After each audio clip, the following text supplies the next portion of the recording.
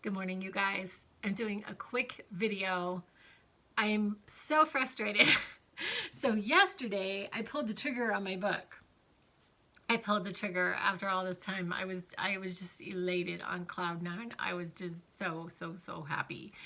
And and this morning I got confirmation on my ebook is already for sale on Amazon. So my ebook is on, and but then they sent me this email today that my print on demand is not passing the mustard. Didn't cut the mustard, and so now I have to change it. It's so ironic because the people who have been formatting this for me, they knew that it wasn't gonna. They just didn't have the heart to tell me, this isn't gonna pass. So they sent me a different cover, and I didn't like the cover they sent me, and I bumped it back to them, and I said, I want this cover, and it's not passing, and then I'm not really sure how many superlatives came out of my mouth.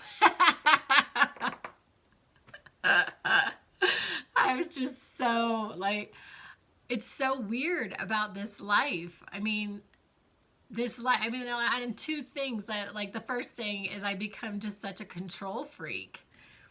I become such a control freak. It's like, I don't understand why people don't just do what I tell them to do.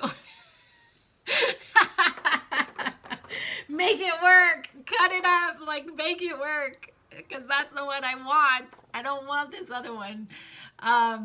And then secondly, it just feels like obstacles are just continuously coming up. Obstacle, obstacle, obstacle. Another, something to be solved, something to be solved, something to be solved. And I guess that's kind of what life is about. It's just kind of what it's about. It's like if everything were just, smooth sailing constantly and there was no resistance to anything, maybe life would be a little bit boring.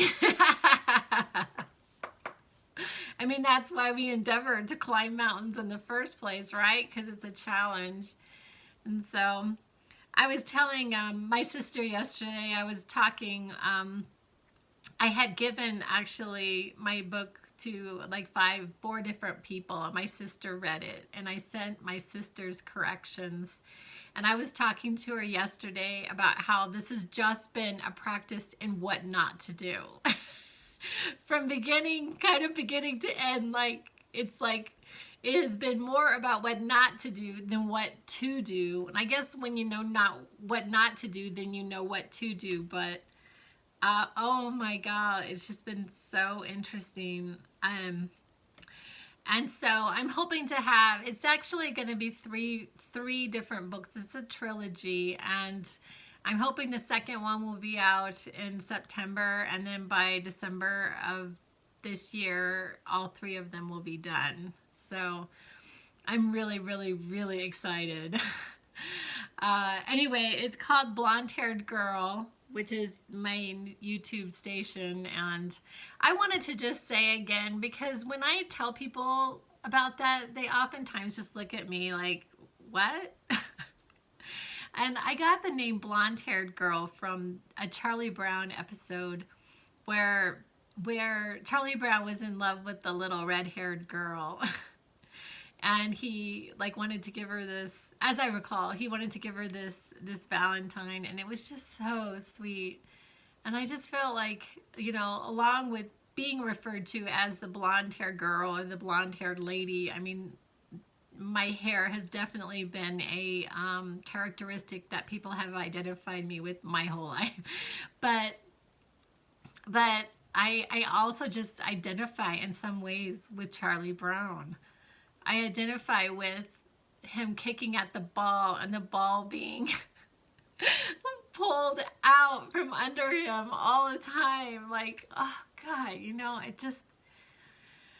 oh God, you just can't give up. You just can't. You just got to keep getting back on the horse. You got to get back on the horse. But anyway, I just wanted to share.